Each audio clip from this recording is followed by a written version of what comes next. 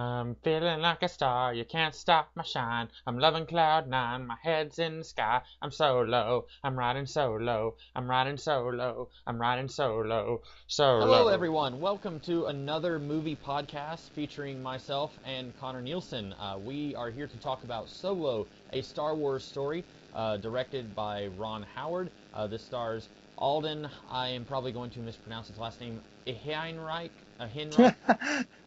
I know it looks kind of weird to me, like it's got either I'm mispronouncing like the first half or I'm mispronouncing the second half. It's also got Emilia Clarke from Game of Thrones. It's got Woody Harrelson, Donald Glover, and this is a prequel movie set, I guess, in between Revenge of the Sith and A New Hope. And it basically is showing how Han Solo kind of got some of the things that we know about him from the original trilogy, how he got to that point in his life. And Connor, do you want to throw a quick plot synopsis toward us? Uh, yes, Solo, a Star Wars story, stars Alden Ehrenreich as Han Solo. And, I mean, I guess you just did the plot synopsis. This might as well have just been called How Han Solo Got All of the Stuff You Remember from the Original Trilogy and Did Nothing of Consequence for 10 Years, a Star Wars story. Well, Asterisk got everything you know about him from the original trilogy in a long weekend, and then nothing of consequence happened for 10 years. A Star Wars story. Basically, what happens is Han Solo grows up on Corellia. He's got a flame played by Emilia Clarke. He gets off, she doesn't, and then he vows to one day come back to Corellia for her, and along the way, he becomes a bit of a rogue, a scoundrel, and gets involved in a crew, and kind of gets along on a lot of misadventures as he's trying to reconnect with Emilia Clarke. That's, I guess, the premise of the movie. Yeah. And so, Connor, it sounds like you didn't really like this movie. Do you want me to go and tell you what I thought? Yeah, sure. I can do that. So, I didn't like this movie.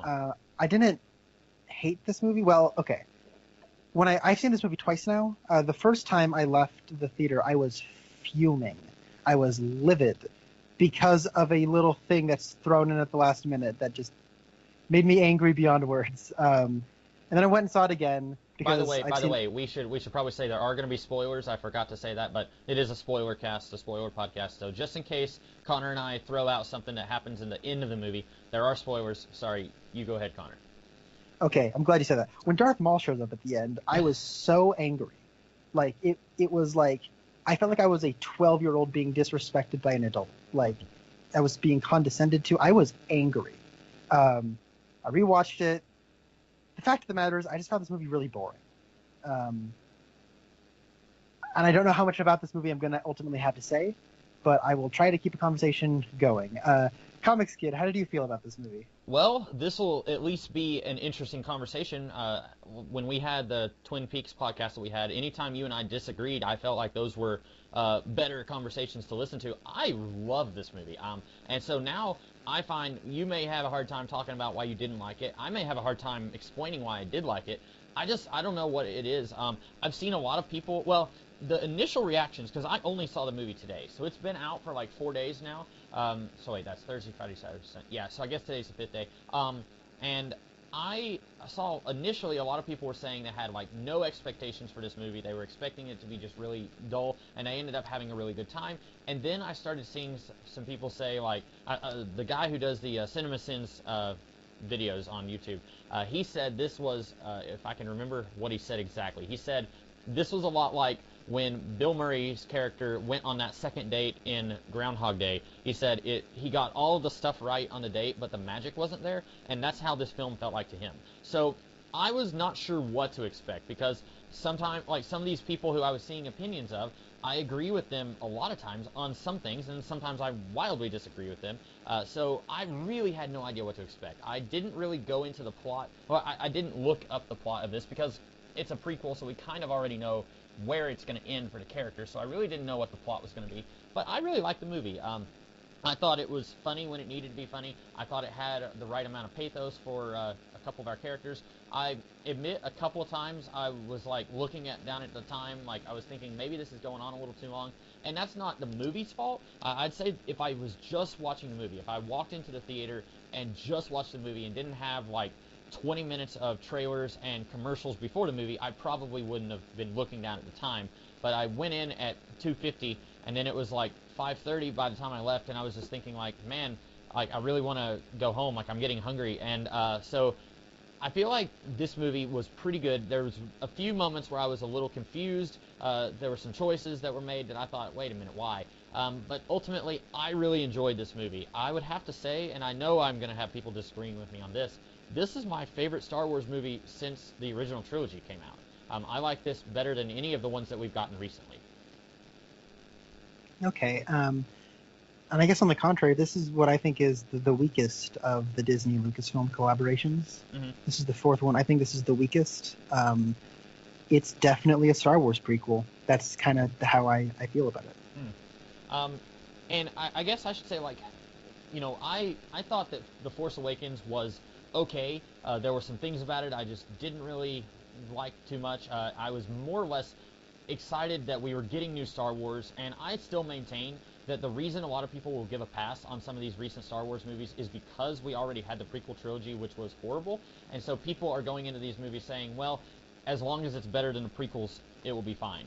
And I think a lot of the problems that were in the, I guess, the sequel trilogy that we're getting now, a lot of the problems in those, I think people are overlooking those because, well, at least it's not as bad as the prequel trilogy. And so I didn't love The Force Awakens. I thought it was pretty good, and then I really hated Last Jedi, and that's a movie I don't even like to discuss anymore because there's a whole bunch of, I was talking to on Geeky Gentleman when we recorded last week, I was talking to Deadpoolzilla and Sid Part 2, and I mentioned that a lot of people who hated Last Jedi are sexist and racist, and so now if you even mention that you didn't like Last Jedi, instantly you're numbering yourself among those guys, and I feel like, hey, it's okay, guys, to not like a Star Wars movie and also not be a sexist or a racist. It's okay to have, like, valid opinions about those things. But I really hated Last Jedi. Rogue One, I think was a really good movie. It was just really depressing also. It's not a fun movie, necessarily, because, spoilers, everyone dies. And so, like, that's a movie that I'm not going to go back and rewatch many more times because it's kind of a downer movie. This one, I don't know, maybe it's very generic. I think some people are probably going to come away from it thinking that, but I had a lot of fun watching it, so that's why I enjoyed this a lot more than I did Rogue One. Yeah, let me break down, I guess, why I feel the way I do. I think the fact of the matter is that Han Solo in this movie is not an interesting character, and I think that I really like Alden Ehrenreich as an actor. I really do. I think I've seen him in stuff, and if you've ever seen the Coen Brothers movie Hail Caesar, he is great in that movie. Mm-hmm. In a movie called Rules Don't Apply, which came out in 2016, it was a Warren Beatty movie, actually. He directed it and starred in it. Alden Ehrenreich was like the second or third build, and he's really good in that movie. That movie's not very good, but he's really good. He's a character actor, though, and he's not really a movie star leading man type, which is kind of what Han Solo needs to be, especially when you're going to do a movie where Han Solo doesn't really have a character. He needs to really coast off of his charisma. And one of the things I think is a struggle about this movie is that Harrison Ford being Han Solo is so iconic, and so much of Han Solo is just Harrison Ford making up a character, because Harrison Ford did not like the character of Han Solo, so he came up with a lot of the character in those movies. And he's also a one-dimensional character. That's really kind of what he is, and that's not a bad thing. He's just kind of the charming rogue, and he's just kind of a bad dude who kills people and is only out for himself until he has a change of heart at the end of the first one. And so what we get with this movie is a guy who's doing his best Harrison Ford impression, who's not allowed to play a character, who is instead being overshadowed by an ensemble cast that, unfortunately for him, involves Woody Harrelson, who's one of the most charismatic people ever. And Donald Glover shows up, who I've never liked Donald Glover until now, and he's awesome in this movie. Mm-hmm. And then Paul Bettany shows up. Poor Alden Ehrenreich. You gotta act against Paul Bettany now, and it's just like a bunch of. I had to keep reminding myself who the main character of this movie was, and why they needed to do what they were doing, and why they were doing what they were doing. Why is Han Solo doing this? Oh, it's so he can run away with Emilia Clarke. Well, it's a good thing at the beginning they told me everything about their relationship instead of showing me And it's like they established his relationship with his dice better than they established his relationship with Amelia Clark. And the dialogue is so bad, and it's just really, really bad expository dialogue.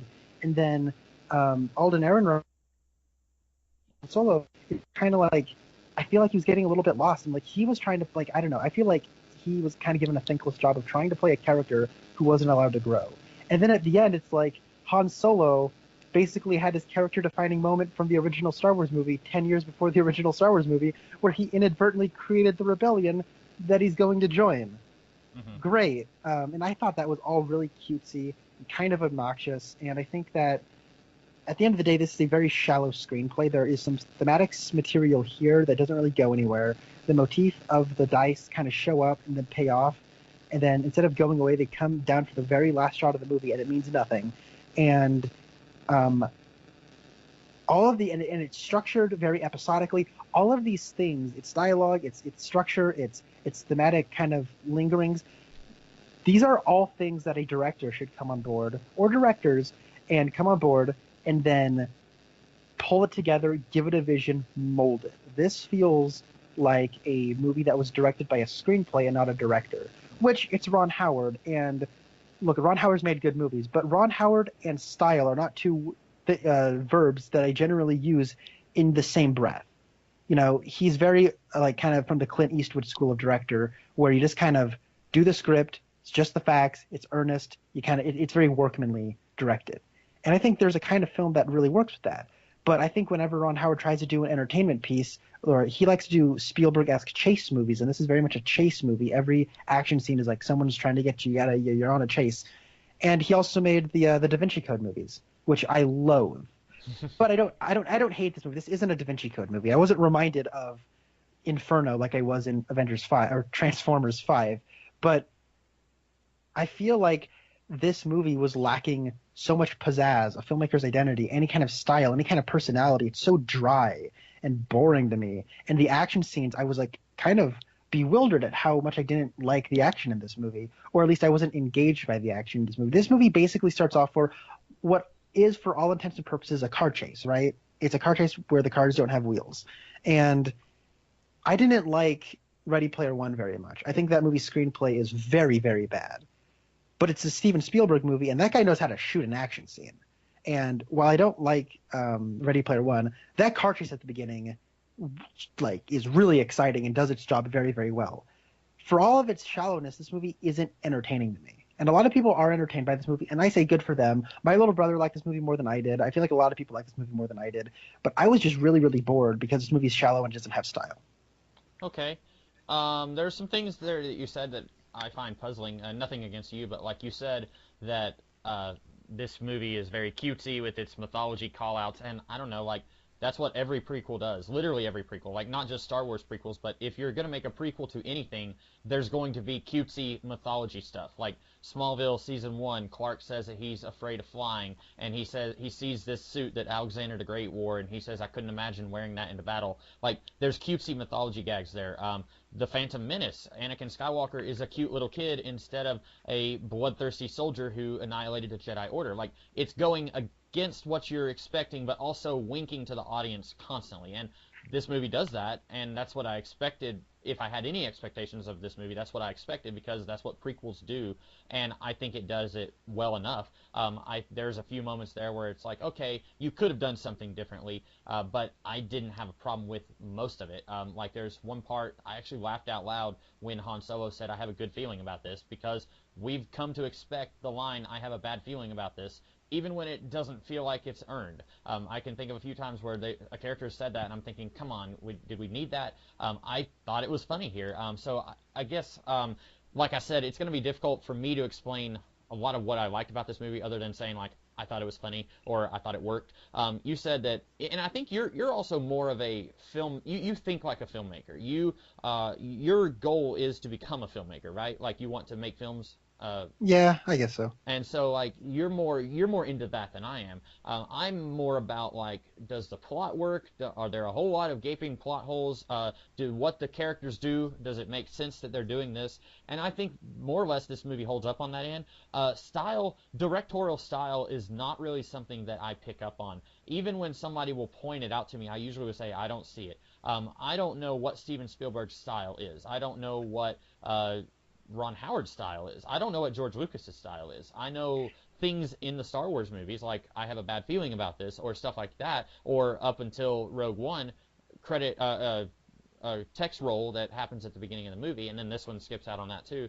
So like there are things that I pick up on in this franchise, but I couldn't, with a gun to my head, I couldn't tell you the directorial style of George Lucas or the directorial Well, style. that's the thing. That's the thing. Like George Lucas also doesn't have much of a style.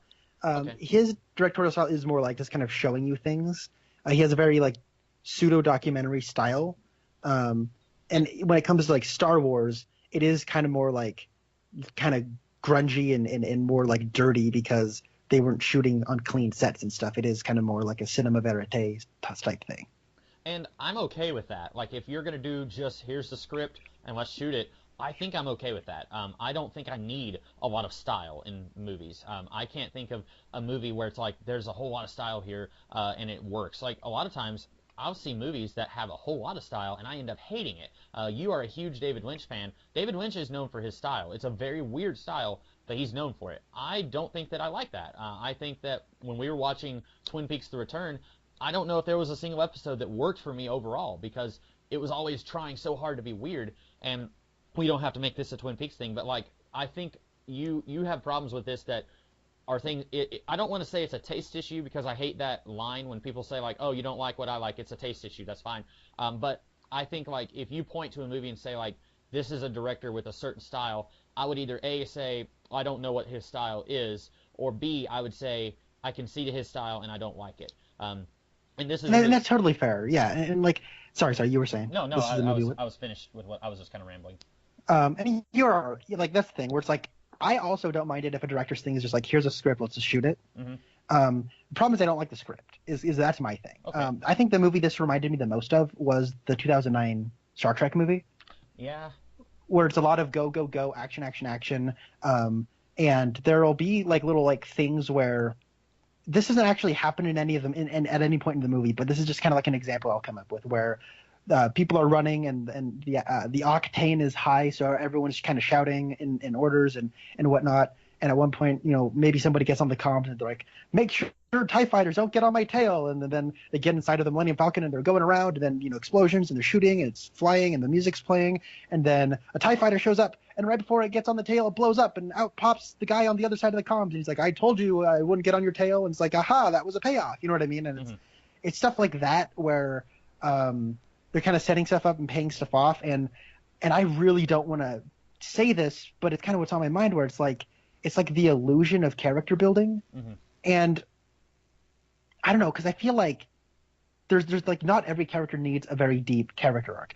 None of the characters in Alien have a character arc in the first Alien movie. Why those characters are memorable is because they just do things, and through their actions that informs character, and that's what makes them cool. And that's a very similar kind of type of thing where it's like you're seeing people in action. And to this movie's credit, I think that while I think the Corellian run in and of itself is horribly lame, the actual Corellian run sequence is the best part of the movie to me, because it's like people are doing things and you're kind of seeing them work as a team, and you're kind of getting an idea of what these people are like. And that's and I think it's well enough put together. And so I got so far my beaten path. I feel like I'm just rambling at this point, but that's kind of just, I'm done. Okay.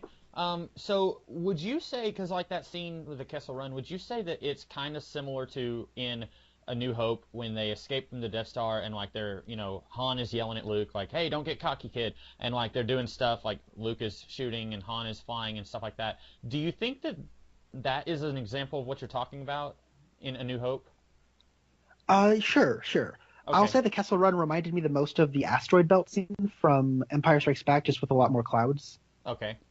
And so my next question is, like, in the original trilogy, do you like those scenes, like the asteroid belt scene in Empire or where they're escaping the Death Star in A New Hope? Do you like those scenes there? I do like those scenes. Okay, so and I'm not trying to put you on the spot, but what is different about this than that? In those movies, they'll have the moment where they park the Falcon in the thing's mouth and they will talk. Oh, I agree. Yeah. Okay. And I think some of the best best parts of this movie is sort of like where he goes and he starts making out with Emilia Clarke in the cape closet. And it's like, I kind of like the way that scene was shot, where it's like they're kind of like falling into the capes, and it's just kind of a long take, and it starts to be kind of romantic. Oh, but Woody Harrelson shows up to be like, no, we got to move. Why are we down? You know what I mean? It's like there's no downtime, and I think that's a bit of a fault here. I was thinking of that earlier when you were talking about action scenes in this movie. You said that the Kessel Run was your favorite part of this movie. That was actually the part where I kind of looked down at my phone and was thinking, we need a breathing moment here. You were talking about that with Avengers Infinity War, that we don't have a lot of breathing room in that movie. And I was thinking that a little bit here. It has more breathing room than Avengers Infinity War. And I'm not going to compare like which movie I like better, because they're very different animals. But this movie does have more scenes of like, we're going to sit and we're going to talk a little bit. Do you think it needed more of that? I do. I think that I'm trying to think back on this movie, and it's like I don't get a feeling of who Han Solo is pre-original trilogy. Like, he's clearly living a different life, but we don't, like, even at the early scenes, it's like, quick, we got to get off the planet. We got to quickly establish our relationship and get off the planet. And it's like, let's just chill out and talk, and that's what I was wishing. But no, you like this movie, and I feel bad kind of weighing this conversation down. Talk about stuff you like. Okay. Well, you were saying that Alden, help me with his last name again, Henrik. I'm gonna mess it up. There's no getting around that. Ehrenreich. Ehrenreich. Okay. Alden Ehrenreich. You were saying that he was kind of doing a Harrison Ford, and I didn't really get that either him or Donald Glover were really doing impersonations. I didn't get that, and maybe if I had. Sometimes with these movies, like before I went to see Infinity War, I rewatched the first two Avengers movies in Civil War, and so I was refreshing myself on those movies, even though like I know them fairly well. I know the Star Wars movies, and I didn't feel the need, and plus I had family visiting today, so I didn't have time to rewatch the original trilogy. I wasn't really getting like, oh, that's a Harrison Ford mannerism there. I was just kind of getting the feeling like this is it. And I was thinking about this on my way to the movie, and I should point out, I was fully ready to hate this movie. I have just been not having a great time with Star Wars movies lately, so I was really, and I say that like we've gotten a bunch. Two of the three we got I thought weren't great, and then one of them I thought was great, just wasn't fun. But I was going into this expecting to hate it because I was seeing other people say they weren't really digging it. So I was thinking about how like the character of Superman, I feel that character is an icon. You can get anyone who's a really good actor and has a lot of presence can play Superman. I don't feel like the character of Superman is constrained to only Christopher Reeve, and anyone else is just not going to measure up. Now, some people think that. Some people think that about Iron Man. They think that only Robert Downey Jr. could play that character. Back when it was still not sure just how long Robert Downey Jr. was going to stay with the MCU, I remember being one of the people saying, like, recast him. Do what James Bond does, where anytime a new actor wants to come in or an old actor wants to leave, just recast that actor. You could do it with James Bond. I was the one saying you could do it with the MCU. At this point, maybe I've changed my tune on that, but that's neither here nor there. But like Superman, I feel like, Brandon Routh, Henry Cavill, even at times Tom Welling, like regardless of the quality of what they were appearing in, they really captured the character, I feel like. Even though, like, Tom Welling is not doing a Christopher Reeve, Brandon Routh kind of, but he's also doing his own thing. Henry Cavill is doing his own thing. So here, I feel like that's what Alden Ehrenreich is doing with Han Solo, and I think that's what Donald Glover is doing with Lando Calrissian. Maybe he's doing a little bit more of a Billy Dee than Alden Ehrenreich is, but I feel like they're both taking, okay, here's the, like, what you were saying, like how Star Wars is built on, here's these one-note archetypes. It's not that they're a fully fleshed out character, it's that they're an archetype. Luke is the boy going on an adventure. Obi-Wan is the aged mentor figure. Han Solo is the rogue with a heart of gold. Princess Leia is the princess they have to rescue. Like, none of the characters in that movie go much beyond their archetypes. It's all resting on them making you care with their acting in that movie. And I feel like here they're going back to the archetypes. Maybe maybe if I watched these movies close together, I would see a little bit more of the mannerisms of those older actors. But right now, I'm just looking at this and I'm seeing that Alden Ehrenreich. I'm not seeing much Harrison Ford. I'm seeing him tackle Han Solo in his own way. it kind of, in a way, you mentioned the 2009 Star Trek movie. I kind of feel the same about that movie, where they are playing these characters, but they're not necessarily trying to ape the actions and the mannerisms of the actors who played those characters originally. So I don't know. I may be wrong. Maybe other people are going to notice that more than I am. Maybe like and I pretty much agree with you on that whole thing. It's like I don't want someone to do a Harrison Ford impression. I don't want someone to do a Billy D. Williams. Just do your thing, right? But like, and I do agree with you. I think that Alden Ehrenreich is trying to do his own thing. You know, man, there are some scenes where he looks just like Harrison Ford, but he doesn't sound anything like him. and he's doing like the squinting, and he's kind of doing the slouching. You know, one side of his body, kind of strutting around. And there's this weird element of like, okay, how much of this character is Harrison Ford and how much of this character is Han Solo, and where can I come on in to be my version, right? Yeah. And I think that he does a decent enough job. My just frustration is that I don't think he's given much material. But I do think when it comes to like Donald Glover, he's doing a little Billy D, but he's also doing a little Donald Glover, and I quite like that. I like what he's doing here. To a point you were talking about earlier when we were talking about prequels, you're talking about how there's always going to be cutesy references. Yeah. You know what? Sure. You know, technically speaking, Temple of Doom is a prequel to Raiders of the Lost Ark, and there's that bit where he reaches down for his gun and it's not there, and he kind of smiles because now there's two guys with giant swords, and he runs away. And if only he remembered. Now he's never going to forget to start packing heat on the side of his pants. And so then in Raiders, he shoots the guy with the big sword. And you're right. They're always going to be there. And I was just actually thinking about this while I was washing my car earlier today. It's like if somebody were making a movie about my life, I am in school right now to get a bachelor's of communications, right? Yeah. When I first got my cell phone when I was in 7th grade, I never charged it and I never brought it with me anywhere. I was really bad at communicating with people. How cute is that, right? Ha ha ha ha ha! Now you're getting a communications degree. Ha ha ha ha ha ha! But like, you're right. Things like that happen in the real world. What was that? I was gonna say that time when you went to go see Freddy Krueger and your phone died. Yeah, exactly. That was fun. So you're right. Those things are there, and I don't want to fault this movie for having those necessarily. And I think that like there's a character in here at the end with the rebel girl who's got like these. It's an alien that has these two tubes on the side of its face that connect to its body. That alien is in Rogue One. Oh, really? And yeah, and they do little things like that where it's like the dice. Like I didn't even notice the dice until Last Jedi brought them up. I didn't either. And I'm now almost it's like, sure. Oh, go ahead. Now it's a thing. And it's Oh, like, it is in the original trilogy.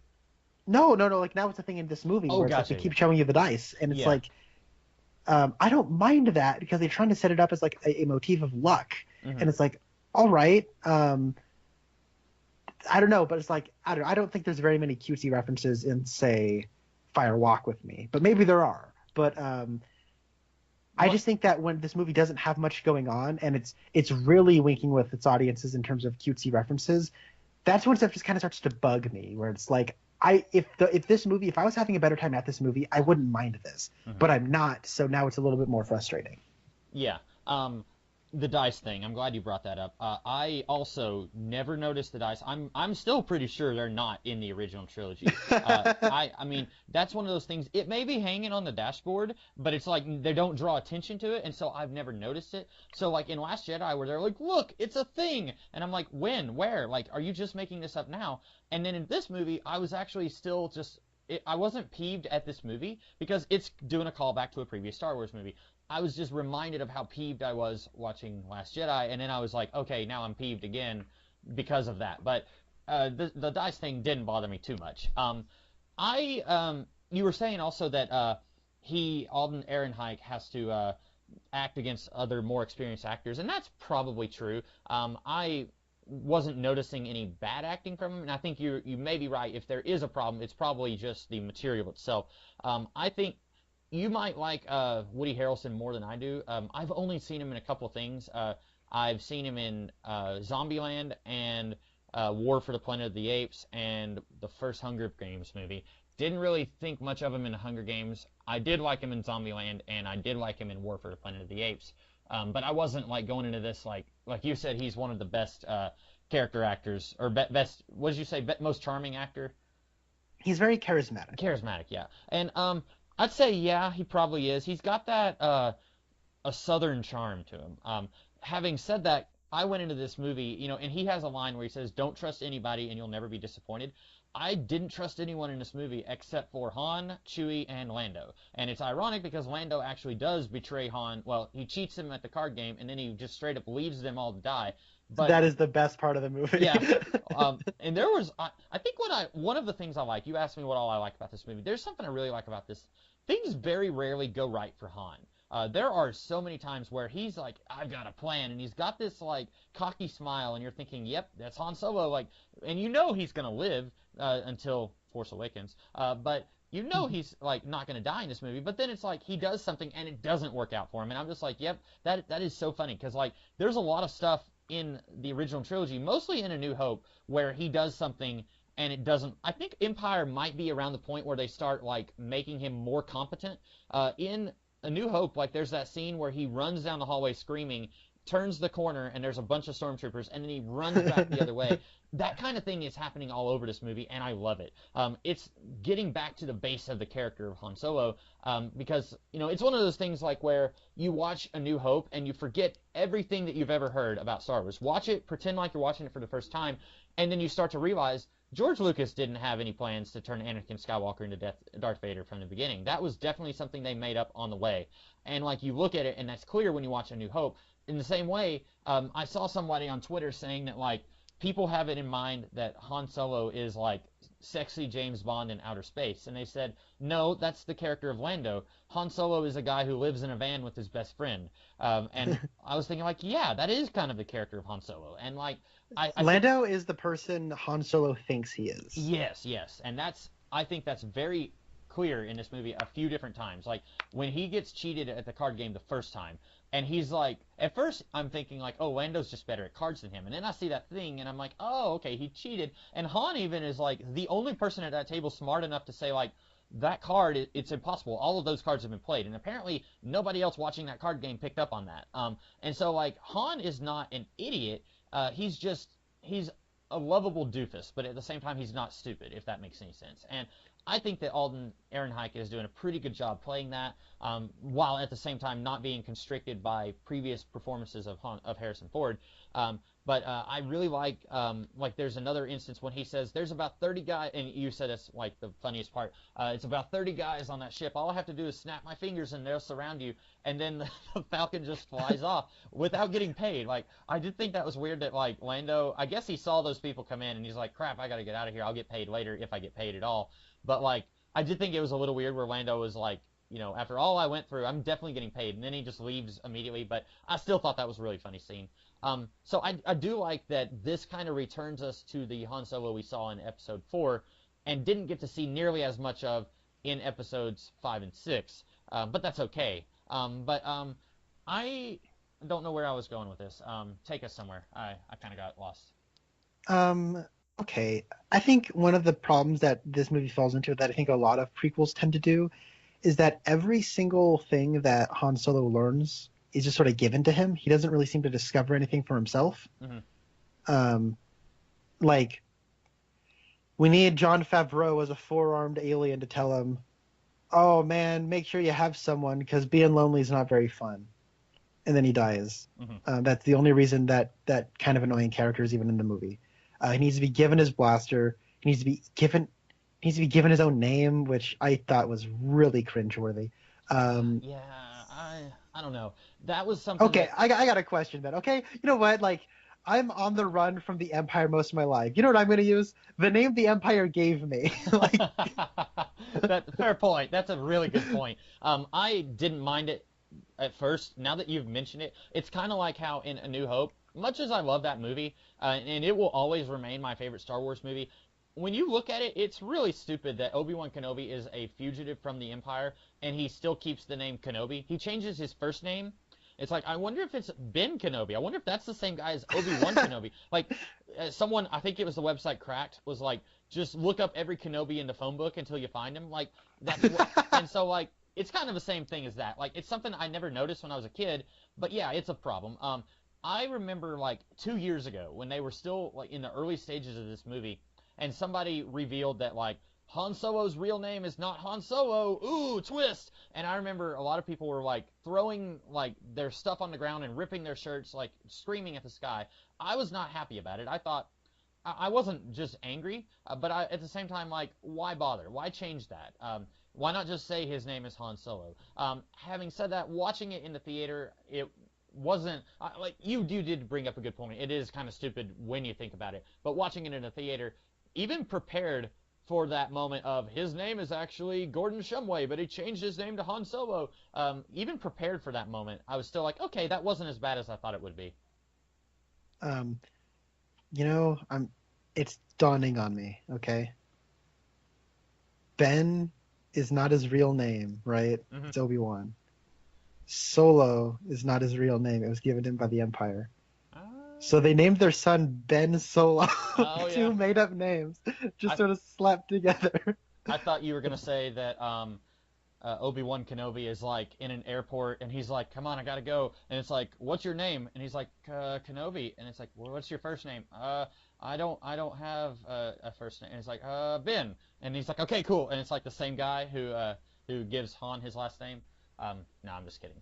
But yeah. There you go. I did one of my only things that I wanted to happen with this movie, and this was back when they first announced that they were going to do a Han Solo movie and that it was going to have Lando in it. I was like, okay, all I really want is for him to mispronounce Han's name, because you look at the original trilogy and the only person who calls him Han and calls Chewie Chewbacca is Billy D. Williams. Everyone else pronounces it correctly, and so you have to wonder, like, did Billy D. just have such charm exuding out of him that George Lucas was like, I'm not going to correct him on that. He can just say it however he wants. Or did they direct him, hey, you know, maybe Lando has a weird accent. He comes from this other part of the galaxy where they pronounce that name differently. I don't know. But then here, he deliberately mispronounces the name. And I was like, okay, that's cute. I didn't know how they were going to do that. I didn't even know if they were going to do it. I was afraid they were going to have him pronounce it correctly here, and then out of nowhere in Empire, he's pronouncing it Han. So I like that. I thought that was a nice little reference that maybe a lot of people won't even pick up on that much. No, I really like that. Like that, I think that's a cutesy reference that works because it kind of builds character. Where it's like they have a bit of a rivalry, and he's like, "Oh, Han, huh?" And he's like, "No, it's Han." And then later he goes, "Oh, I'm sorry, Han," and it's like trying to like assert dominance over him. And it's like, ooh, it's like a little rivalry, kind of boiled down to like a verbal sparring. It's like that's kind of cool. I like that. I just think when it's like, I'm so glad that he killed Tobias Beckett, I think is the name of Woody Harrelson. I'm glad he kills him before he goes, I'm going to tell you an important lesson. Always shoot first. I'm like, oh my God, thank you. You shot him before he could do that. Like, that's the thing. I don't hate this movie. I actually do like things about this movie. I actually really like the when they get to the beach planet, I kind of like the movie from then on. I think it's pretty well edited. I like the action scene where what's his name? Paul Bettany's got like the two knives, and what's his name? Han Solo's got his blaster, and they're trying to get each other. I really like that sequence, and I even like the part where he's like, you know, Han, let's go get him together, and he goes like, oh yeah, that's a great idea. Why don't you go first? And it's like there's funny moments. I just feel like I'm a wet blanket because stupid Darth Maul has to show up with his Flavor Flav necklace on, and he's got to show off his two-sided lightsaber because he can't say that one line without his lightsaber, and it's a Star Wars movie, so we have to have a lightsaber. It's like, and that just kind of like really killed this movie for me. It's like, and it's like I think the ending of this movie is actually kind of the best part, where it's like his woman leaves him, and then Chewie just kind of puts his hand on his shoulder, and it's like, oh, this movie was kind of supposed to be, what if Han Solo was kind of like Luke Skywalker, where he's kind of this wide-eyed boy who wanted to fly among the stars, and then he got out there and it beat him down instead of reaffirmed his life. And he became this kind of grizzled person who didn't want to be around anybody. That would have been kind of cool, but it's like, I didn't feel like we did anything, and I'm not articulating this the way I want to. No, I see where you're going with this. If I may, Harrison Ford in A New Hope, I think it's in A New Hope. There's that one scene where I want to say it's when they're going over the Death Star flaw in A New Hope, and he's leaning up against the wall, and he kind of does a half-hearted like wave, and he like rolls his eyes. Like, he is grizzled. He has seen some stuff. He is very world weary. And he's also funny. He's a little bit clumsy. He's got a smart mouth on him, and he points at Luke at one point, or points at Leia. I don't remember. It's 3PO. It's one of those characters in the Star Wars movies, but he's got a lot of dimension, and like you said, it's Harrison Ford who brings all that. This movie shows us a Han Solo who doesn't have the Millennium Falcon. He's never met Chewbacca, and he doesn't have his jacket or whatever. And then it shows him getting those things. He gets the jacket when he's in war. He meets Chewbacca whenever they throw him to get eaten. Which, by the way, that was something where I was like, Chewbacca, does he eat people? Like, they said they haven't fed him in a few days, and then they throw Han in there, so I guess he ate some human beings. So I would have been fine with that not being a part of the Star Wars canon, but it's okay. I can ignore that. And then, we get the Millennium Falcon. We get to see him meet Lando. And so we get to see him get all of this stuff, but his characterization, I don't think it's fully there to the point where it is in A New Hope. And I was wondering if we're going to get another Han Solo movie. We know we're getting more standalone, I guess, a Star Wars story movies. Like, Rogue One was apparently called Rogue One, a Star Wars story. And this is Solo, a Star Wars story. So we're going to be getting more anthology movies, but now, especially with that scene with Darth Maul, I'm wondering if we're going to get another Han Solo movie, because we knew we weren't getting a sequel to Rogue One, especially after everyone died. But with this, I wonder if we're going to get another movie where it's like, okay, we start off and he's got the Millennium Falcon, he's already met Lando, he's not going to be in it because he's getting his own movie probably, and he's already partnered up with Chewie, and then we get to see him become a little bit more of the world-weary guy who doesn't trust anyone, because like you said, in A New Hope, he is not trustworthy, and it takes him to the very end of the movie to get his character arc. And here, I still get the feeling that Alden Ehrenreich is playing him Reich. What do I? Reich. You say Ehrenreich. It's Ehrenreich. Okay, sorry. That's fine. But I still get the feeling that he is playing Han Solo as that boy who he's 18 and he just left home and he's wide-eyed and he's really excited about the adventures that lie ahead of him, and that's not the Han Solo that we got in A New Hope. And apparently, I had to look this up, but apparently this movie takes place 10 years before A New Hope. So it's possible if we do get another Han Solo movie, and I don't know what this movie's doing financially. A friend of mine was telling me yesterday that it's not doing the numbers that they thought it would, but it's a Star Wars movie. It will probably do fine. But if they do make a sequel, I'm wondering if we're going to get more of that, if we're going to see him progress to being more world-weary and less trusting of everyone. Yeah, and I made a joke that it's like everything you know about Han Solo happens in a long weekend and nothing of consequence happens for 10 years. Mm-hmm. That's not true. We get an allusion to Jabba the Hutt. We don't know anything about his relationship with Jabba. Mm-hmm. I don't know. I just think oh boy, just Darth Maul being behind everything just makes me so angry. And I don't get it. It's one of those things, if they had said, instead of it being Darth Maul, and I was curious, because early in the movie, Jude Law White says that you know who I answer to. I'm sorry, I could never... watching the movie, I was like, that's the Vision, but I cannot remember that guy's name. And so I was thinking, that's probably Jude Law, isn't it? And then you said Paul Bettany, and I was like, oh, that's that guy. So he says something about, like, you know who I answer to. And I thought, is it Jabba the Hutt? I didn't know. I was like, who else could it be? And I didn't want it to be Jabba the Hutt. And I'm glad we didn't get to see Jabba here. We can, you can throw him in later if you want, if you do another Solo movie. But I was really thinking it was going to be Jabba, and I didn't want it to be because, and I make fun of Paul Bettany, but he does have presence here. There's that one scene where he's killing the regional governor, and it's like, wow, this guy's awesome. Like, that's all we need to know how awesome this guy is, because the regional governor works for the Empire, and this guy doesn't work for the Empire, but he's killing an Empire official who's, like, just under Darth Vader and Emperor Palpatine, and he's, like, just killing him without even thinking about the consequences. Like, that's pretty cool, I think. And then I'm thinking, oh, he answers to somebody who, like, please don't be Jabba, because, like, the A New Hope and Empire Strike Back, they really paint Jabba as being a very menacing gangster that you do not want to cross. And then you get to Return of the Jedi, and he's just a big slug. And anything awesome that happens in the first 40 minutes of Return of the Jedi is somebody else doing it. And Jabba the Hutt is basically just like spilling stuff all over 3PO, and he wants to make out with Leia, but he doesn't do anything menacing. He's just gross. And so I was thinking, please don't have Paul Bettany be working for Jabba the Hutt, because this character, in the 3 seconds it takes to introduce him, is so much more menacing than Jabba the Hutt is. And I'm sure I'm making someone mad by saying that. I think most people agree of the original trilogy, Return of the Jedi is the weakest, and even though it's the end of Empire Strikes Back that is the reason that they have to go after Han Solo in Return of the Jedi, it didn't have to take 40 minutes for them to do it. And I just don't think that Jabba is that interesting of a character or menacing of a character in Return of the Jedi. So I'm glad that they didn't have Jabba the Hutt here. I don't understand what Darth Maul's plan is. I don't understand what his purpose is.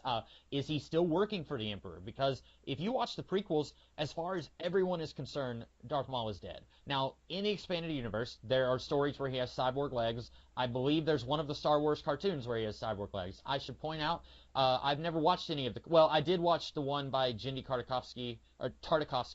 I didn't much care for it. Didn't like it very much at all. So I did not watch a whole lot of this. Pretty much for me, Star Wars is the movies. That's really what I do. I've read some Star Wars comics, but they were pretty forgettable, and I didn't keep reading them. I read some of the old expanded universe comics, and I felt like they were entertaining but pretty forgettable. So I knew that Darth Maul had survived in some stories, and he had, like, there was one something where he fought Obi-Wan Kenobi in between 3 and 4. I don't know, does he work for Palpatine still? Is he doing his own thing? It doesn't make a lot of sense that he's a Sith Lord, and now he's, like, in charge of this criminal empire. So I don't know if that's going to be explained in another movie. I'm not sure. So I guess when it comes to the new canon, it's like everything doesn't matter anymore except for the CG animated TV shows. That'd be Clone Wars and Rebels. Okay. And I guess in that Darth Maul came back, and it's like he's not a Sith Lord anymore. I guess he's just really angry. He's like, I'm mad because I don't know. I was so angry that I refused to die. I willed myself to live just through sheer anger or something. Now, look, everyone's got their tastes, right? I know you don't like it when people say that, but I'm sorry. I'll say it. I think that's really stupid. Like, okay, the only reason anybody cares that he lives, the only reason anybody thought to bring him back is, well, because he looks cool. Exactly. And it's like, okay, what if that fat senator guy who sits in the back of the Star Wars prequels, who's all big and blue, what if that guy came back, right? He's just as much of a character as Darth Maul. Oh, but no, you don't get it. Darth Maul's angry. Really? Whenever he spoke, he sounded pretty calm and collected. But no, he looks cool, and he always looks angry. So that means he's angry. It's like, God, that's so dumb to me. Like, oh, man, no. Here's all Darth Maul is. Okay? Darth Maul is a prop with a character attached, with a body attached to it. That's his character. You're exactly right. He's a two-sided lightsaber. That's all he is. And he's so much of that. When he showed up, he's like, pulls out his lightsaber, and he goes, boom, we're going to be working more closely together. I was really expecting him to be like, oh crap, I just cut off my finger. Like, why does he turn his lightsaber on? Like, is he planning on killing the cameraman? Like, yeah, then he like turns off his lightsaber and a cut, I guess. I don't know what else to do. Like, I had to turn on my lightsaber to say that line. And I don't know if you noticed his robo legs, but he's got robo legs, and this is so dumb to me. Like, he got sliced in half and then kicked down a chasm. That's about as dead as anyone's ever gonna get. Like, you know when Christopher Lee got his head cut off? Yeah, this is more dead than that to me. It's like, you know what? Why don't we just bring back Christopher Lee as a head in a jar? Let's just do that. He had more character than Darth Maul did, but no, he doesn't look as cool as Darth Maul, so we're not. That's to me just as dumb as bringing Boba Fett back. He got eaten. Over 1,000 years. Yeah, and it's going to take over 1,000 years to digest you, but no, he's so cool that he let his backpack get hit, so he died. But no, that's too lame. He's cooler than that, man. He's going to crawl out of the pit of Sarlacc because he looks so cool. Like, oh, it's so dumb. It's like It's like a person that is like when you are on a schoolyard and you're really into a TV show and you're debating it with your friends, and then it's like you think this one character is really cool and they don't think so, and then the next week you find out your favorite character died in a way that you didn't think was cool, so you came up with a reason that he could come back because you were just so in denial about it. This is like Glenn not being dead in The Walking Dead. Like it's I'm done rambling on about it. I think the reasons it's stupid is very obvious, but I guess people are happy that their 20-year-old fan fiction came true. Congratulations. You are not wrong about anything you just said. Darth Maul is not a character. He has a line of dialogue in The Phantom Menace, and people still want him to come back because he looks cool. And I will agree with him. He does look cool. Out of all of the bad guys in the prequel trilogy, he looks the coolest. He has the least amount of character, but he looks the coolest. And if anyone's confused about what we mean by that, I would recommend watching the Red Letter Media review of The Phantom Menace. It's like 90 minutes, very well spent. Your life will never be the same. In that, Mr. Plinkett goes on this little diatribe about what makes a good character. And he says, describe them without describing what they look like or what they wear. Describe personality traits. Is he angry? Is he a rogue with a heart of gold? Is he, anal retentive? Is he like courageous? What is it? And these are some words that he used to describe some of the characters in the original trilogy. And then when Mr. Plinkett would ask his friends to describe Padme Amidala, you hear crickets chirping. And then asked him to describe Qui-Gon Jinn, who is actually one of my favorite characters from the prequels. You still get a lot of crickets chirping because there's one character trait for Qui-Gon Jinn, which is more than what we can say about Darth Maul. Or Boba Fett. I'll just go there. People love Boba Fett, and I don't get it. I don't think Boba Fett has any character because he has about as many lines of dialogue as Darth Maul. Anyway, Darth Maul, people love him. I don't get it. One of my favorite comic book writers is Cullen Bunn, and he wrote a Darth Maul series or a miniseries, and I just can't bring myself to even care because it's Darth Maul. Any other character, and I'd be all over it because I like Cullen Bunn, but I don't care about Darth Maul. And I don't know if this is trying to sequel hook us or if this is just trying to, tickle our particulars a little bit and say, look, he's back. It's him. You guys love him, right? There was a little bit of an off-color joke that I saw about this movie where it's like Amelia Clarke is asking the droid, so humans and droids can have sex? And the droid says, oh yeah, definitely. And then Amelia Clarke calls Darth Maul and it's like, hey, come over. That was, and I saw that tweet before I saw the movie, and I had no idea what it meant because I didn't know who any of those characters were except for Darth Maul. And then I watched the movie, and at first I was thinking okay, so that's what that scene is, that's what that tweet is referring to, that scene. And then later, it's like Darth Maul's here, and I'm like, oh, okay. So that is my least favorite part of the movie. It wasn't as much of a deal breaker for me as it was for you, because I guess in 10 years, if we don't have another Han Solo movie, I will dislike that scene a lot more. I've been hearing rumors I'm hearing a lot of rumors right now, and I don't know what's true and what's not true, but we are maybe going to get a Boba Fett movie directed by James Mangold.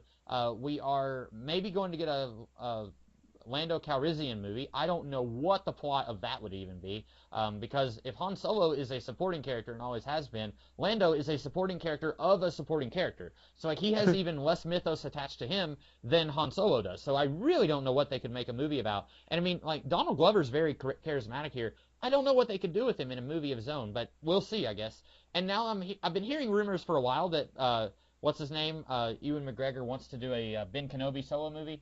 That would be like one of the most boring movies on the planet, because as far as I'm concerned, at the end of Revenge of the Sith, Ben Kenobi goes to Tatooine and hangs out in a cave for 20 years.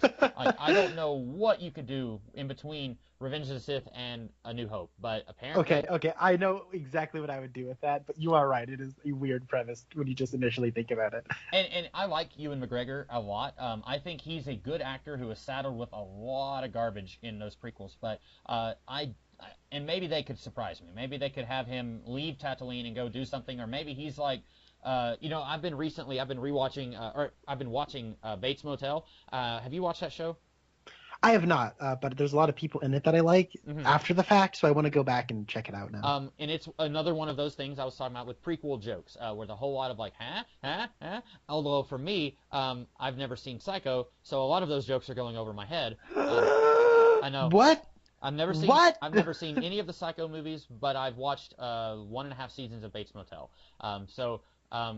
there's a thing in Bates Motel where you've got this one character who's kind of morally compromised, and that could be describing like 80% of the characters in that show. I won't go any further because I don't want to spoil it for you in case you want to watch it. But I was thinking like you could do something like that with Obi-Wan Kenobi. Like he's in the middle of this planet that's at the center of this humongous criminal empire, and like he could be like having to temper himself, like I could go in there and assassinate Jabba the Hutt right now, but I'm not going to do it because I need to keep a low profile and watch over this kid over here. Like there could be some interesting stuff there maybe, but I don't know, like if they do end up doing a Obi-Wan Kenobi movie that's set in between 3 and 4, then are they going to use Darth Maul in that? Are they going to bring back Emilia Clarke in an Obi-Wan Kenobi movie?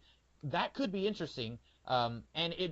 I saw someone on Reddit. I've recently been like reading a lot of fan theories on Reddit, and somebody thinks that they're going to do a team-up movie between Han Solo and Obi-Wan Kenobi. Please, please don't do that. Whoever is doing these movies, please do not. Oh, that would be the worst. Yeah, I mean, I guess you could say like, well, when Obi-Wan tells Luke that Chewbacca here is the first mate on a ship, and he's going to take us over there, maybe it's like Obi-Wan kind of gives him the little nod, and then Chewbacca's like, oh, gotcha. And then they go over there, and it's like, huh, I've seen you before, but I'm not going to say anything in front of the kid. I don't care. Don't do that. Please don't do that. No, it's not even played halfway like that. No, it's so dumb. No. Okay, so my favorite thing about this movie is something that's not actually in the movie. Oh, really? Have you seen Arrested Development? Some of it, bits and pieces. Okay, so that show is narrated by Ron Howard. Uh-huh. And it's like they put out basically like an episode of Arrested Development, but it's just like the Star Wars movies re-edited to be like, now the story of a smuggler who had to da-da-da-da-da. And it's like the beginning where it's like arrows. It's like his co-pilot, his best friend, his girlfriend is like, and it's his boss, and it's like Jabba the Hutt, and it's like just a bunch of stuff like that. Mm-hmm. And it's really, really funny. And Ron Howard narrates it and is explaining he wanted to do this, but he couldn't because he had dropped his shipment load for a bunch of Imperial people. So now he had a price on his head so big, and then like they read the lines of dialogue at the same time, and it's basically just Arrested Development, and it's really funny. But also, when you said Ewan McGregor, Comics Kid is not right, listeners. If you haven't heard the Mr. Plinkett reviews, it will change your life. Mm-hmm. You will not be able to hear Ewan McGregor's name without immediately thinking Ewan McDonald. I was also thinking like when he said they should have combined Qui-Gon Jinn and Obi-Wan Kenobi into a character called Obi-Wan Kenobi. Yeah, I want to say like I think you can do something with an Obi-Wan thing where he's like it's like more Western than any of these movies have ever been. Mm-hmm. Where it's like you can like just have him. He's a Jedi, but he can't bring his lightsaber. And he's trying to use the Force in very discreet ways. Where it's like there's like a gang of smugglers in a little village, and he's trying to protect the villagers, but trying not to reveal that he's a Jedi, but using the Force. It could be a lot of fun, I think. Well, yeah, but I was thinking of. I guess I'm gonna throw a small spoiler for Bates Motel. So spoilers for Bates Motel, but the sheriff in Bates Motel, he's like the sheriff of this town. That's like a huge drug. Like there's a lot of drugs in this town, and he knows it. He has to let it slide because that's like the thing that keeps this town afloat. Like that's the big export of this town, and he knows it, so he has to let that slide, even though it's illegal. I would imagine something like that going on with Obi-Wan Kenobi, and I think that could be cool. It wouldn't be the whole plot of the movie, but it'd be a neat little side thing, maybe. Yeah.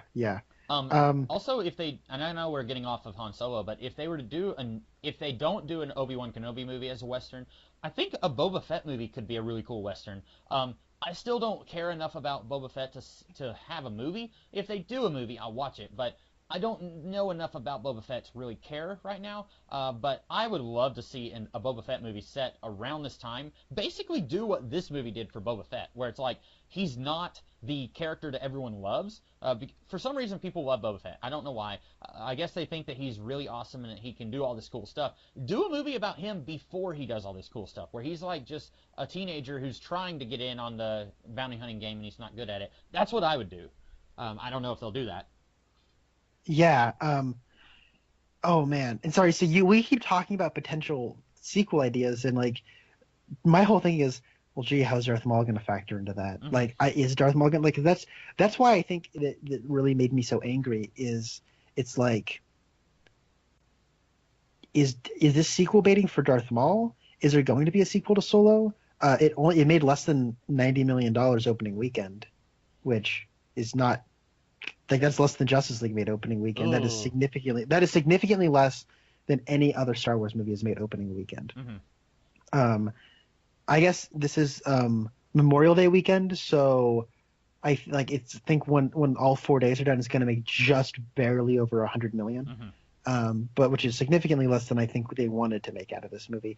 But it's like, okay, is Darth Maul gonna show up in other spin-off movies? Like, why would I want that? Like, I don't want that. Like, and I left this movie the first time with a feeling that a lot of people I think felt leaving The Last Jedi, which is Disney has no idea what they're doing. Mm-hmm. Or Lucasfilm they don't really have a plan. They're just kind of making this up as they're going along. And look at that's what they did with the original trilogy. That's what they did with Twin Peaks. I like the original trilogy. I like Twin Peaks. They just kind of made it up as they went along and just didn't contradict themselves. But like, when you do stuff like this, it's like, I don't know, like, you're not. I think, oh boy, my mind is traveling faster than my mouth right now. So it's like, they're not making me feel confident in their ability to tell stories. Mm-hmm. With this, I should say, because it's like, I feel like when Darth Maul pulled off his hood, I felt like, oh, I just spent $9.50 to watch somebody's fan film. It's a good-looking fan film, it looks pretty good. Okay, I have issues with the cinematography, but I might get into that later. I might not. But like, that was really deflating to me and really made me feel sad because, unlike a lot of people, it seems to me, unlike a lot of people, I freaking loved The Last Jedi.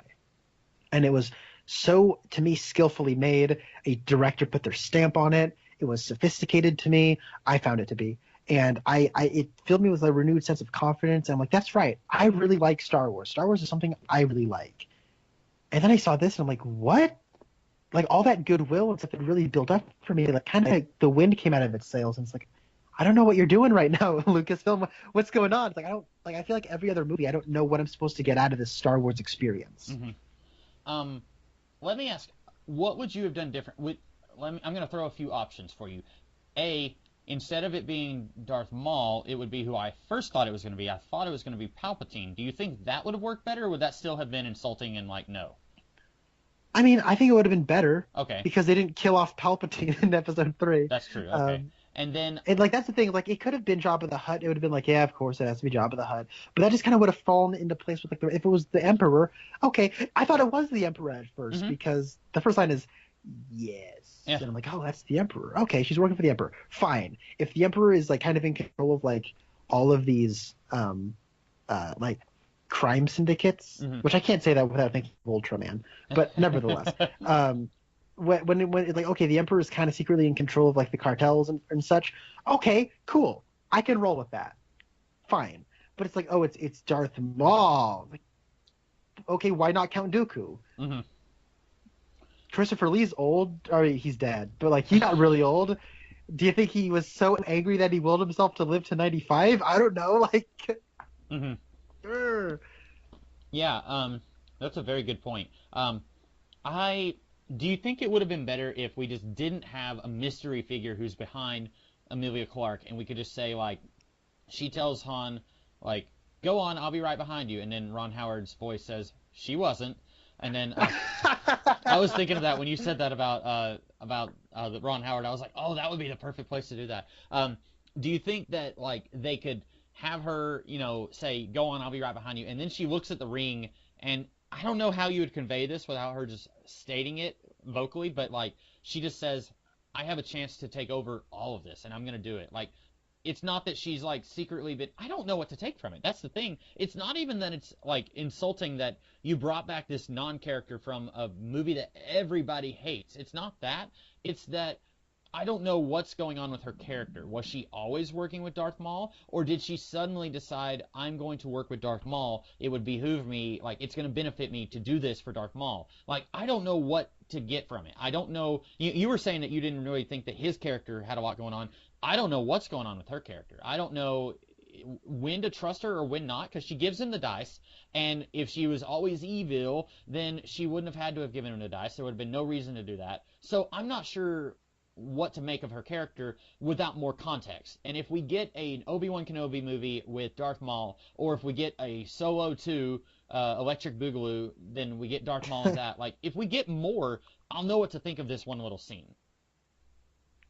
Yeah, and I don't know. I feel like I wish I was in your wait and see attitude mode Mhm. because that's generally how I feel about these sorts of things. Where it's like, well, what do you make of this? It's like, well, it's sequel baiting. I don't really know how I feel about it just yet. But it's like I feel so burnt by it, where it's like, where does this lead to? Does this eventually lead to Han Solo fighting Darth Maul? I don't want to see that. Mhm. Like Han Solo fighting Boba Fett. Yeah, sure. I'll like that more than him fighting Darth because it's so random to me. That feels like somebody had a hat full of like prequel characters and a hat full of original trilogy characters and went, okay, Han Solo, we're gonna make it his movie, and then pulled out Darth Maul. Sure, how is he alive? I don't know. Give him robot legs and the will to not die. Sure, okay. Yeah. So I should also mention that coming out of the theater, I was not as perplexed by this. It was still the one thing that I was the least sure about, but the more we're talking about it, the more I dislike it because I don't know what it means for this fairly important character in this movie, and it diminishes her because everything that she did was in service of this guy, maybe. So it makes her character less important, and also makes her character more confusing in this movie. yeah, I think Amelia Clarke is an okay actress. I don't think she's particularly great in this movie. I don't think she really has a whole lot to do. Mm-hmm. And you are right. It's like let's look at her character. It's like, is this one of those things where she saw an opportunity to like have her role grow, so she took it, or is it a matter of I can't double cross this guy or I am screwed? Which, You know what I mean? Like yeah, I don't know. and that's kind of what they were going with when he kept saying like, let's go make that life together that we were talking about. And she's like, I can't. I've got to stay here with Dryden. And then she kills Dryden, and you're thinking, oh, okay, well, I guess if you've never seen a Star Wars movie, you're thinking, cool, they can have that life together. But we know that's not going to happen. So she's either going to die or she's going to betray Han. And that's why I didn't trust anybody in this movie. Anyone who is original to this movie, I did not trust because it's like we don't see them hanging out with Han in A New Hope. So they're either going to die or they're going to betray him. And spoilers, that happens to the two characters who we end up with in the third act. And so, like, I don't know if that's a problem with this movie or if that's just the way it is with prequels. You get a prequel where Clark Kent and Lex Luthor are best friends. We know that's not going to happen. That's not going to last long because they're not best friends in Superman the movie or any Superman status quo in the present day. So, like, I think that's one of those things where I'm saying that this movie is predictable in certain ways, and that's almost unavoidable. But then, like, it wasn't predictable that Darth Maul was just going to show up out of nowhere. So, like, it takes a left turn in a really weird way. Yeah, and I don't know. Maybe I'm also a little bitter because I lost a bet with somebody about that. Uh-huh. Where it's like I was sitting there with a friend of mine, and he's not a big like Star Wars speculator. He's a Star Wars fan. He'd been watching the Clone Wars and stuff, and read some books or whatever. And he's like, I think Darth Maul's going to show up in this movie. And I went, no. And he's like, I don't know, like I think he's going to show up. And when that stupid hologram showed up, I was like, oh God, please just be the Emperor. And when it kept talking and he lifted that hood, my friend was like, oh my God. He was so happy because he just like, okay, we didn't actually bet. He had just bought a $100 pair of shoes. And I said, if Darth Maul's in this movie, I will give you a $100 pair of shoes myself. And then he didn't accept. And so, I don't know. It's just my ego was so bruised by that. And so oh, dude, I mean, good for him. That guy's like Nostradamus, basically. Basically, all the predictions I wanted to see going into Last Jedi came true, and then all the predictions he wanted going into Solo also came true. So now going into Episode 9, and maybe it's my turn again. I don't know. But, oh well. I think I will live. I think I will live. I don't know. Mm-hmm. I feel like I'm dying, but I think I'm going to live. You're like Jon Favreau's character. It's like I'm okay, and I'm like Woody Harrelson. I'm like, he's not okay, and I see a spaceship crashing down. By the way, I like that scene at first because I was thinking like, oh, that's cool. These two have been together for so long that like Woody Harrelson knows his friend really well. It's like when he says he's okay, but he knows he's not. But the way they played it was like he's not okay, and then immediately the spaceship is like crashing down onto the train. It's like, no crap, he's not okay. He's crashing the plane. Like, we know he's not okay because he's crashing it. Like, I don't know. Yeah. I thought that started off like a cool scene, and then I was like, oh, no. But so I'm trying to think of where else to go with this. It turns out, so Connor didn't like it as much as I did, but you liked some things about it. I liked it quite a bit, but there were some things I did not like. Do you have any theories about where we're going to see the Star Wars movies go from here? We obviously know we're going to get another Star Wars movie that's a sequel to The Last Jedi. Outside of that, what do you think is going to happen with these standalone movies? Gosh, I don't know. That's the thing where it's like that's why I was like I feel like Lucasfilm has no idea what they're doing. It's like I don't know what to expect now. And in some cases that's a good thing. Like with episode eight, the way that ended, I'm like I have no idea what they're going to do for episode 9, but that makes me happy because it's like I'm excited. That ambiguity makes me excited. I find that cool. But with this, it's like I don't know when you fart in the middle of a dinner or something, and it's like, oh crap, now it's all silent, and the air went out of this room, and it's like, what do I do now? It's like I don't know what to do. I don't know what they're gonna do. And so, like, I'd give this movie like a 5. Like, I don't think it's a terrible movie. Okay. I don't even really think it's a bad movie. I think it has a terrible ending. No, I don't. Except like the actual story stuff in this movie is just so flat and just kind of there, and it's not made with very much style. So it's just like it's on for 2 hours and 15 minutes, and then Darth Maul shows up, and it got me angry.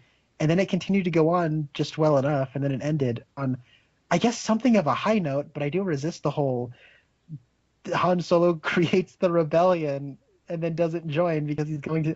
I'm so glad that little girl didn't go, my name's not Enfys Nest. My name's Mon Mothma. I was like, oh my god, please don't say your name. And so I'm glad that didn't happen. But when she took off her mask, the movie lingered for like 5 seconds on her face, and then it cuts back to Woody Harrelson and Emilia Clarke, and they're all like, oh. And I'm thinking, like, who is this? Like, are we supposed to, like, it's acting like this is a big deal when she takes her mask off. I guess it's a big deal that it's a woman. Like, oh, it's a woman. We didn't expect. I thought it was supposed to be a big deal that it's like a kid. Okay, well, maybe. I don't. How old is she? Because she looked like she was about the same age as Han, I thought.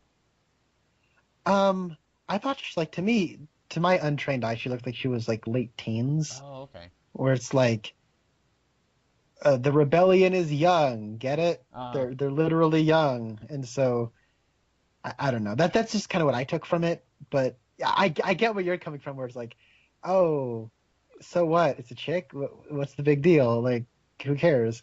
But did you have anything else to say to that? Well, you were saying that this movie creates the rebellion, and I guess I don't know like what the official canon is, especially now that there's 2 expanded universes. There's the one that was going since like Splinter of the Mind's Eye and ended a few years ago when Disney bought Star Wars, and then there's the new expanded universe that is now just as expansive, and there's just as much of it that people don't care about now. I'm sorry, everyone. I don't care about the Star Wars stuff outside of the movies, but anyway.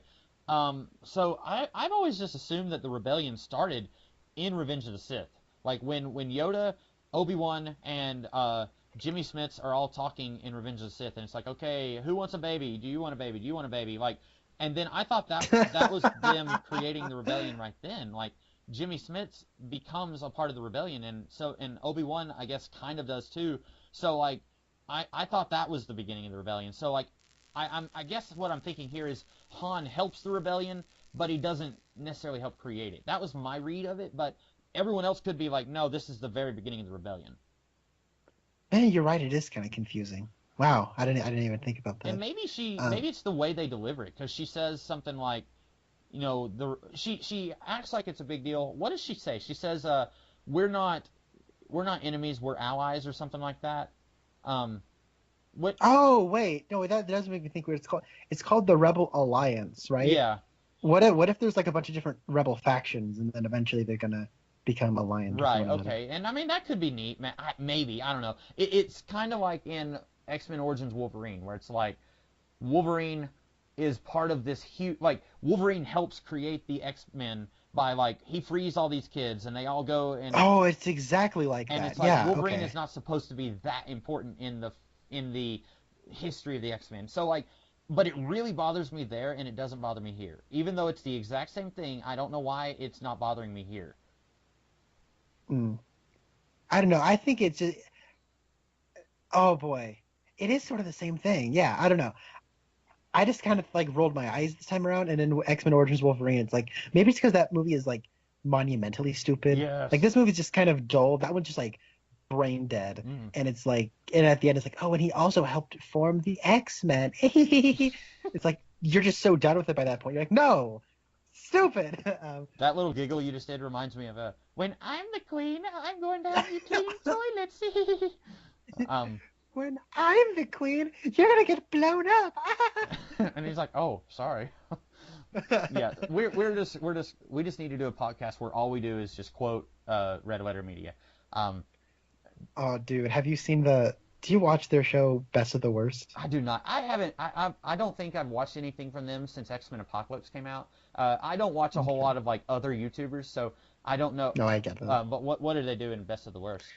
Oh, in one of the episodes, I think it's the first episode of Plinketto, where it's just Plinko but with bad movies that you drop a ball on, and it's like they're watching a movie called Dr. Butcher MD, and one person's trying to explain it, and like Mike and Rich Evans just are so uninterested in the movie that they just start having a side conversation where it's like, say I want that juicy shack meat and lick your lips, and like I want that juicy shack meat just kept coming. It's so funny. Mm-hmm. I don't know a better way of like just saying it isn't really funny unless you know what it is, but I want that juicy shack meat. Yeah. Anyways, but I guess one last point on this particular movie is I don't like the way it looks all that much. Like I kind of had the same issues here that I had with like the Deadpool movies, where it's like the shadows and blackables just aren't very dark and inky. They look very shallow. Yeah. Where it's like everything's backlit.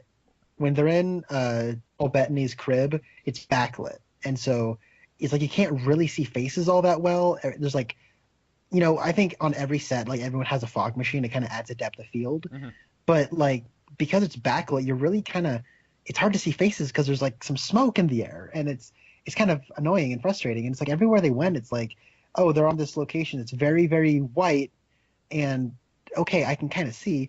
But then it's like when they go to like beginning on where they go talk to Lady Proxima, who's a carryover prop from Dune. She pops out of the ocean and she's like, I gotta say, I love Lady Proxima because I'm like, it's Dune. I love it. But it's like I had a hard time seeing what was happening because it's like so blue and black, but it's like not deep blacks, so it's like you can't really get a very good depth of field. It looks very kind of flat and dark, and it's like what was happening, like, and like during the Kessel Run, like I have no idea what's happening right now. It's like deploy the what's it called, the escape pod, right? And it's like I guess that's what was on the front of the Millennium Falcon. I remember like 20 minutes later when they crash land on the beach planet, and I'm like, wait, what happened to like the front of the Falcon? Why does it have that little divot in it that we're used to seeing? Because up until that point, like the front kind of had like it was all full in the front, and I guess that was an escape pod. But the way that that whole sequence is shot, it's like you couldn't tell that was that part of the Falcon. Right. Unless, of course, you're like a super fan speculator and you'd already seen the toys and knew that was an escape pod, then you wouldn't have known. And it's like other stuff like that where it's like early on when you first meet Woody Harrelson and they're in the trenches, it's like, oh, we're getting shot at by something over there. It's kind of all, you know, foggy and musty, and we get out of the trench and we start shooting at something over there. Like it felt cheap to me. Yeah. Like you don't actually see the battle. You don't ever see him in flight school, which I think you kind of should see him get kicked out. That would inform his character. You don't see that, and it's like it's so hard. Like I don't know. I had a really hard time telling what was happening in a lot of scenes. I agree. When I told you that I was going into this movie expecting to not like it, the first 5 minutes or so, I was still on the fence, and I was leaning towards not liking it because I could not tell what was going on in that scene. And I get it. Okay, Lady Proxima is like a vampire. She burns in the sunlight. Okay. Which, by the way, I went to Books A Million yesterday, and I saw a Funko Pop of Lady Proxima, and I thought it was actually one of Thanos' children from Infinity War. Like, I saw a whole bunch of the Thanos' children from Infinity War, and then, like, really close by was Lady Proxima. And so I was thinking, like, well, I don't remember any of those characters' names from Infinity War, so I guess this is one of his children. And then, like, in the opening credits where it's like, instead of doing, by the way, can I just say how stupid it is that these, now, first Rogue One and now this one, like, going out of their way to avoid doing the text crawl. Like, that's the one thing that Star Wars does. Why are you trying not to do it? I don't know. But anyway, so, like, when this is doing the more boring version of a text crawl, where it's just like... Yeah. No, that's the thing. Sorry, say that. Well, and it said something about, like, oh, and this was really dumb, where it was like, criminal gangs are fighting for resources. Food, water, and medicine. It's like, are they criminal gangs, or are they like what? This sounds like just normal things that normal people need. But and it said something about like Lady Proxima. Like, oh, so she must be really important. Nope, she's gone like 3 minutes into the movie. And then like it wasn't until after that war scene you were talking about, where Han is like, it's their planet, we're the hostiles. That was the first scene where it's like well, the scene in the airport is the first scene where we get to see Han clearly. And like, because there was a good chunk there where I wasn't sure if he was with Emilia Clarke, because I knew Emilia Clarke was going to be in this movie, and I wasn't sure if this woman who was with him was Emilia Clarke until we got to the airport. And like that was the first part where you could clearly see everyone and you could see their faces, you could tell what was going on, and then you get the war scene where it's more like, I don't know what's going on. And I thought that the scene looked kind of cool, but you're right, we don't know what's going on. It's just a whole lot of like shooting, and like there's dirt in the air, and it's just a whole lot of like, oh no, there's something going on, but we don't know what. So I think that it gets better as you go further into the movie, but the first like 15-20 minutes, there's a whole lot of like, what is happening here going on. Yeah, I don't want to play like the game of where does Phil Lord and Chris Miller's shoots begin, where does it end, and where does Ron Howard begin and end? Mm-hmm. Because I think like a lot of this is Ron Howard. But there are a couple shots where it's like, that wouldn't be in a Ron Howard movie. When he snaps his fingers and it cuts that wide shot and the Falcon just takes off, that's a Lord and Miller gag. You can't convince me that's not. Like, it's really funny. I laughed pretty heartily at that, but it also like builds tension. It's like, well, crap, that was his card. Now what? And it's entertaining and it's fun. But then like apparently like everything with Paul Bettany, like the Paul Bettany character was going to be a fully CG character. And Ron Howard is like best friends with Paul Bettany, so he was able to bring him in. And it's like there are some shots at the end there where they're fighting that look pretty cool. And I really like the Paul Bettany character. So it's like I can't say Ron Howard is the problem with this movie, right? Like I think the two best things about this movie are Paul Bettany and Donald Glover. And so, but like there's that shit. Like I like the part. Wow, I meant to say that I like that shot. It sounded like I said something else. I like that shot where you're on what's that planet called? The Spice Planet, not Dune, but Kessel. Yeah. Kessel. You're on Kessel. Yeah. And there's like the revolt is happening, and then like L3 gets damaged, and then Lando kind of like jumps over and slides under and shoots some stuff to go grab her. Yeah. Like that was a really cool tracking shot, I thought. I don't know who it was, but I liked it, and I actually thought like from that sequence on, like the movie kind of got a bit of a pulse and like some interesting shots in. I'm like, oh, cool. And it kind of got better from that point on to me. But no, I do like some of the shots in this movie. I don't think it's an ugly movie. I think there are several points though where it's very difficult to tell what's happening. And I'm not as big of a fan of Lord and Miller as you are, as most people are, because I haven't seen the first Lego movie. What have they done that I have seen? I don't know if they've done anything I've seen. They did. Have you seen the Jump Street movies? No. Okay. They did the Jump Street movies and the Lego movie, which to me solidifies you as like the best filmmakers around right now. Like they're so good. They did. Well, I guess they did some. They were involved with the Lego Batman movie, and I did see that. But were they just like producers, or did they actually do the Lego Batman movie? No, they just produced it. Okay, well then yeah. I don't think I've seen anything they've done. I will be watching this Into the Spider-Verse movie later this year, and it looks like they were writers on that. I guess I haven't seen anything that they've done. Well, they did some like Brooklyn Nine-Nine and How I Met Your Mother, but those are not movies. But anyway, so a lot of people, you're not the only one. A lot of people were like, I really wish we could see what their version of this would look like. I guess because I enjoyed this movie enough, that I wasn't thinking that when I left the theater. But then, like, I have thought that before. Who was the guy who was involved with Toy Story 4 who was going to be the screenwriter for Force Awakens, and then he left before they got very far? Oh yeah, Michael Arndt. Yeah, I remember after watching Force Awakens really wondering, like, what would his version of this movie have looked like? Because I'm pretty sure it would have been very different, because he left even earlier. Like, at least with Lord and Miller, they had cast this movie. They had done, I want to say, like, they're the reason why Alden is in this movie. And so I was thinking I could get it, and I was like, nah, I'm not gonna try. But Well, they only had 2 weeks left of principal photography yeah, when they were fired. and I read, so they did quite a bit, but also I read that Ron Howard reshot 80% of this movie. So, like, while they were here and they did a lot of this movie, a lot of their movie got lost. Now, like you said, we don't know what was here and what wasn't here. With Michael Arndt, I'm pretty sure he wrote a screenplay, and then they said, no, thank you, we're going to do something different. And they hadn't even started shooting with him, I think. But, like, I don't know. I think this is one of those things where it's a combination. A lot of it is Ron Howard, but there's bits and pieces that are left over from what Lord and Miller did. Yes. So you said you give this movie a 5, and you said you're not really sure what is going to be the future of Star Wars.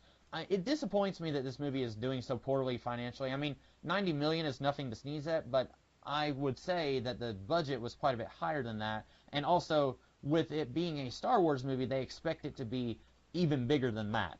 They expect it to make like $200 million in the first weekend. So I liked it. I would give it like a 7.5 or an 8 maybe. I don't know what the future of Star Wars holds, other than, like, we're going to get a Star Wars 9, and then we're maybe going to get some of those other solo movies, standalone movies, not solo movies.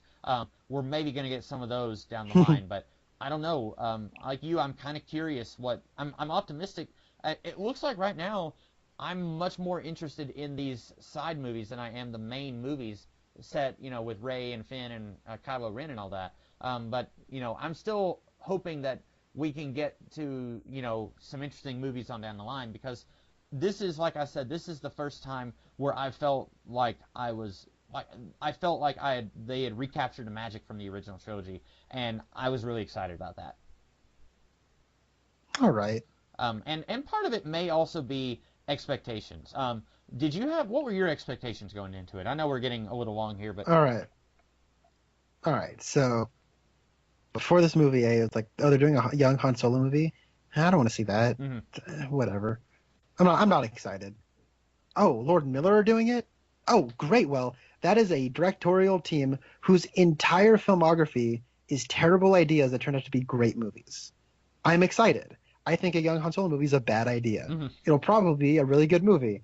And then they got fired, and people were like, oh, man, did you hear? They were going to make it like a silly comedy, Like, people described it as like a Jim Carrey movie. And I'm like, yeah, that sounds like a bad idea. It's a good thing it's Lord and Miller, whose entire filmography is bad ideas turned out to be great movies. I have faith, or at least I would have had faith. And then, so we got rid of them, and we replaced them with Ron Howard. All right. My expectations have gone back to, well, it's a solo movie. I don't really want to watch it.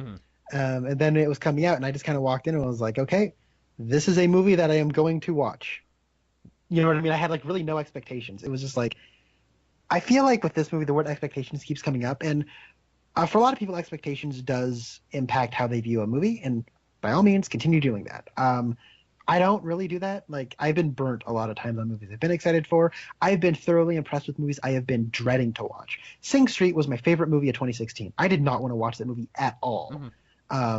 So I just kind of walked in and I sat down and I'm like, okay, the movie's going to start, and I'm just going to grade it as a movie. Yeah. Yeah, and I think expectations are very important too in how much you enjoy something. And this one, my expectations were non-existent. In fact, for the first 15 minutes or so, I was not enjoying it. And then we ended up getting a movie that I really liked. And so I was wondering if maybe you were excited. But then I remembered you had talked to me like a year ago about how you were really big into Lord Miller, and then they got fired, and so you weren't really sure what we were going to get.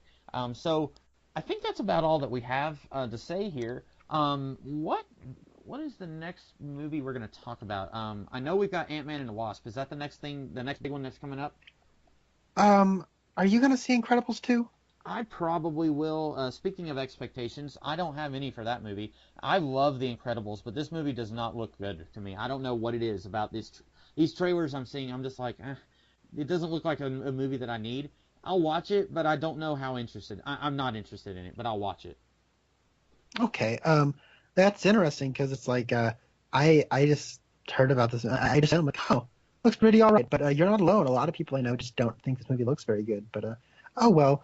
Yeah, I guess if that's the case, then Ant-Man and the Wasp would be the next one, unless you really want to watch Skyscraper. I don't even know what that is. That's just Dwayne Johnson with the. Oh, that movie. With The one Yeah. where everyone is like saying, yeah, this dude, like, have you seen the picture where they're like showing how it's like the trajectory of his jump? He would be dead. Yes. Like that is, I didn't know that was. Yeah, I'll be watching. I won't be watching Skyscraper. I will be watching Incredibles 2, and it looks like that one is in June 15th, and then Ant-Man and the Wasp is in July. So I will Yeah, be. it's like I think that's 4th of July weekend is Ant-Man and Okay, the so Wasp. it may be. I'll be watching both of those. So I won't be watching Skyscraper or really, I guess this year I just have a few more. Like I keep thinking like after Infinity War, it's like I keep thinking, oh well, that's it for this year. But it's like we've still got more movies left to watch. I mean, I'm excited for Sicario too, but That's right. you probably haven't even seen. I haven't that seen movie at Sicario all. 1, no. I have seen the trailers for Sicario 2 though. Speaking of Josh Brolin, I know we keep like doing false endings here. It's like a Tolkien movie, but have you seen those Taco Bell commercials with the guy who's like, "This taco is dangerous and it's back." Do you know what I'm talking about? No, I don't Oh think I've man, seen that actually. I don't even know if I could describe him. He looks like a slightly thicker version of Josh Brolin, and every time I see him, I'm like, did they hire him because he kind of looks like Josh Brolin? And I wish I could like tell you this guy's name, but it's like I don't even know. I'm not gonna look it up. But what? Oh, and speaking of like weird things I saw in my theater, so has your movie theater been doing these Grinch promotions where it's like we see the Grinch and he's like dragging a popcorn machine and then he's like giving a review of the movie theater? Have you seen those? No. Oh man, I have not. I saw it when I went to see Deadpool 2. Thought it was stupid, and I did the same thing here. So once the trailers start, like in between a couple of the trailers, they'll have the Grinch doing stuff. Like before the trailers start, he's dragging a popcorn machine, and then he says, "Don't judge me.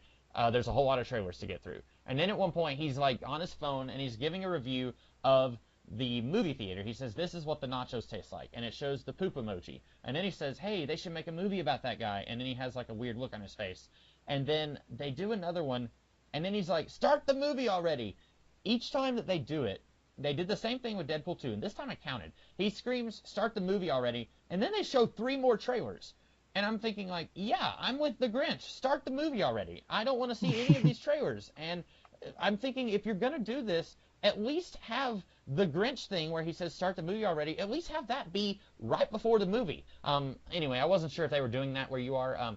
I have an AMC theater, and it's just recently been AMC. Like, I think when Logan came out, that was when my theater got bought out. So, like, I don't know. Maybe they're doing it just in AMC's. And AMC theaters do not exist in Oregon, Oh, okay. so Um, what we get is trying to remember. We got Eugenio Derbez going on a big little skit. He's a comedian. They remade Overboard with Anna Faris and Eugenio Derbez instead of Russell Crowe and Goldie Hawn.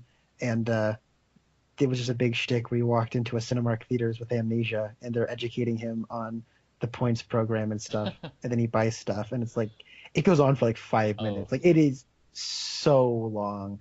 And then we also just get a little thing that's like, watch Jurassic World in Cinemark XD. Do that, and then the movie starts. And so, Yeah, okay, so that sounded funny at first, but 5 minutes does sound a little long. I guess they just different things for different theaters. But yeah, that was like I really wish I could like time it just right and be like, okay, the actual movie starts at this time, and I would just skip the trailers. Honestly, I would do that every time. Except I want to get. that's what I usually do. Yeah, I usually like find my seat, put my stuff down, and then take like a 20-minute walk and then come back. Yeah, I would. The only reason I'm afraid to do that is I'm afraid I will miss some of the actual movie. But yeah, that so I guess we'll be back in about a month to talk about The Incredibles 2. Hopefully it'll be better than what I'm expecting right now. If you don't have anything else to say, I am the Comics Kid 2099, And I was Connor Nielsen. and we will see you guys in the future. Have a good one. I'm feeling like a star, you can't stop my shine. I'm loving Cloud9, my head's in the sky. I'm so low, I'm riding so low, I'm riding so low, I'm riding so low, so low.